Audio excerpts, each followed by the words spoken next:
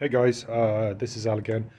So I'm back at the shop, and as you can see, I've got a new carburetor for the 68 Deville.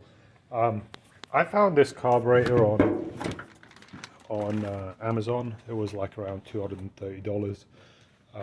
Brand new, no core exchange, no rebuild.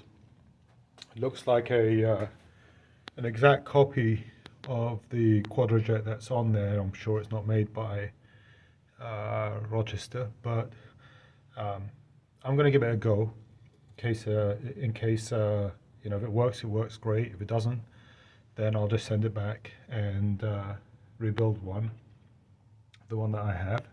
I would basically I wanted to keep mine as a core in case I needed it, and I could rebuild it later on, and in the meanwhile I can put this thing on. But it looks like a really close match. It got good reviews on the Amazon site. It doesn't look too hard to install. Basically got a fuel line going in, a couple of vacuum hoses. There's one on that side, one on this side, and then one in the back, guessing for the transmission. And then you just basically disconnect this linkage over here, and the linkage here, this one. That's pretty much it by the looks of it, and I think it should be good to go. So we'll give that a go and see how it works out, and shouldn't take more than a couple of hours to actually take off, maybe even less than that. It does come with a base plate inside the box. There you go. So give it a go, see how it behaves afterwards. Alright, so let me just turn the camera off and get cracking. Alright guys, so the carb's now installed. This would have been a 20-minute job, but I had to get a fitting for the barb because it didn't come with one, and the one that came off the old carb was a different size. So what I found out is it's a 3/8 inch thread, but not national pipe thread. So I had to go around to a couple of places before I could find the right barb. Apart from that, I had to cut this bracket down so that it would move freely, because there was a tail end of it that wasn't that would basically hit the intake manifold. And then I also had to get a fitting for the vacuum line on the back that goes to the transmission. As you can see, it's not the ideal fitting. I'm going to probably need to replace this with another barb, but this will do for now. This is actually the fuel line fitting from the old carburetor that I put in there for now, but I'll get that fixed properly. But this should be enough to get it going. Let's see if we can get it started. All right.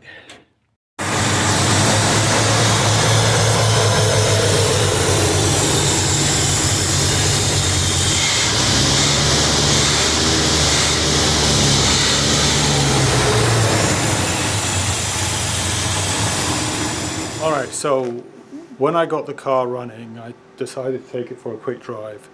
It was a wet day, but I thought I'd go take it for a quick spin and see how it behaved. It was slightly missing, but it ran a hell of a lot better than it ever did.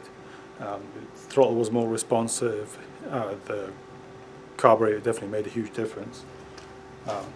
Got to the top of this street, took a right turn, put my foot down on the gas, and I just lost all power. Wasn't sure exactly what was going on. Luckily the kid was here, so I was able to have him basically drag me back, and then we pulled it into the shop. And I'm back today right now trying to figure out what's going on. So just to recap where we were beforehand, I'll just take the camera off so that I can flip it over.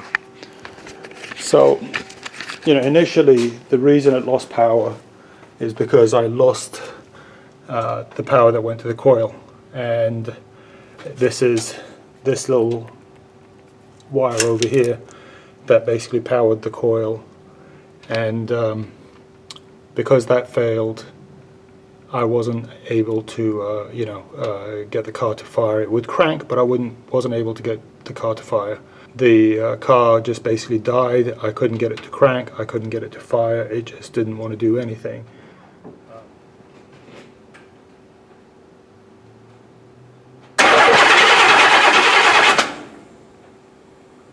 So this time around, I know that power is sending power, that wire over there is sending power to the coil.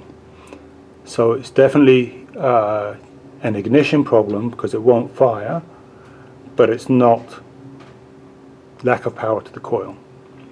So basically this is basically where I am right now. So the cap and rotor are brand new, and I know I don't have to worry about those. I'm going to go and replace the coil. I'll replace the ignition module that sits underneath the rotor. It's I don't know whether you guys have ever seen one of these. I actually bought this for my XJ12 because it uses the same part. If you guys don't know, if you're a Jaguar guy and you don't know, the little Lucas box on top of the V12 engines on the Lucas ignition systems, if you open up that box, all it's got is one of these. So I bought this initially for the XJ12, but I'm going to be using it for this car, and I'm going to try to replace this. I'm going to try to replace the coil. I'm going to change the plug wires and the plugs while I'm at it, and then see what happens. So see where we are after that. All right, so let me get cracking.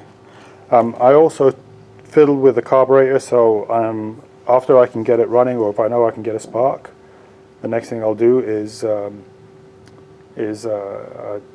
try to get the carburetor dialed in using the vacuum gauge, and we'll go through that as well. Alright guys, so I have the ignition module on, and I have the new coil installed. That's the old ignition module. And these guys, when they fail, they usually just fail, right? They don't really give an indication. And as the car was running, I'm not clear if it's a problem or not. But in any case, they're only like 20 bucks to replace, so may as well replace it. That's the old coil. Again, it was okay up until the point that the car stopped running. So I'm going to go ahead and put the rotor back on. There's the rotor. I'm just going to go put it back on, and I'll install the cap and then see if I can get the thing to fire off. If it fires off, then I'll start working on the plug wires. But yeah, I mean, it was very frustrating. I'll tell you why it was really frustrating.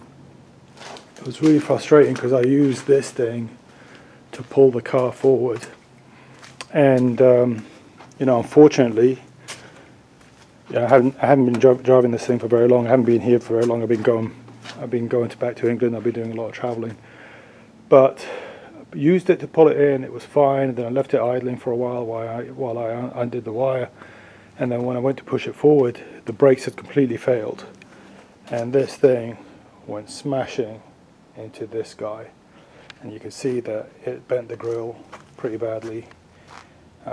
Really ruined my day. So I got to get that grille fixed, and then take it from there. What I think happened on this car is that the accumulators failed while it was sitting, and let the nitrogen out from one side into the rest of the system, and it just basically had a bunch of air stuck in it. I did bleed the brakes, and they function okay now. But one thing I do notice is if with the engine off, if I hit the brake pedal once or twice, I get the warning light. So the accumulators are completely shot. I'm going to have to obviously do that and get that taken care of, and obviously get the grille taken care of. But yeah, that ruined my day. Anyway, let me put this thing back together again and see where we're at.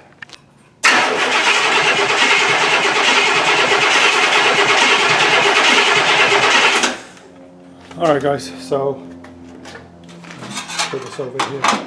So I pulled one of the plugs out. You can see it here. and I can tell that I'm getting spark, but it's not firing. So I'm going to start seeing if I can find out what's going on with the carburetor. What I might do is just pour a little bit of gas down there and see what it does, see if it fires off. Alright guys, so I think the carburetors aren't getting any fuel. So I undid the hose that feeds the carburetor and it was bone dry. I know I have some gas in this thing because I put like 2 gallons of gas, maybe even more, maybe about 5 gallons of gas just before it broke down.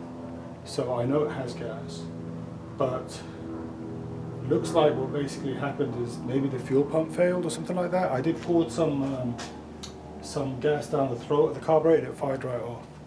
So weird.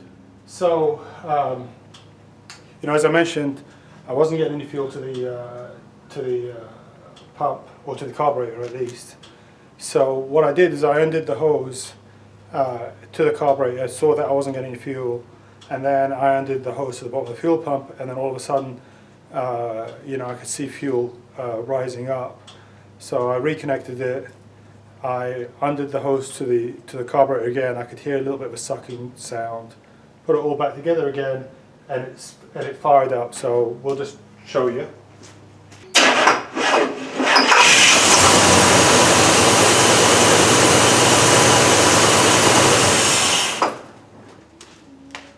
Alright, so that's a real positive result. You saw it was kind of hard to start to begin with, so I need to put a timing light on it, see if I can adjust the timing any.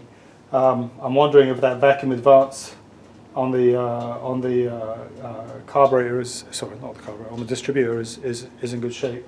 So I may just go out and buy one because, you know, just to be on the safe side. I also noticed this, which I think is significant. So I don't know how I never noticed this in the past, but that's the that over here is the choke unit right there. So you can see it's working because it's pushed back all the way and it would be coming out here when it's cold. But this little prong thing is broken. But that has a major role to play because what it would do is it would shut the primary flaps and then open up the secondaries as well. So the secondaries would never open without this because this is what really opens them. You know, so I've got to figure out if I can get this replaced, or at least this piece, get that replaced. So that's the next thing I also need to get, and then obviously put a timing light on it, check the timing, because it'll never run right with the timing being off.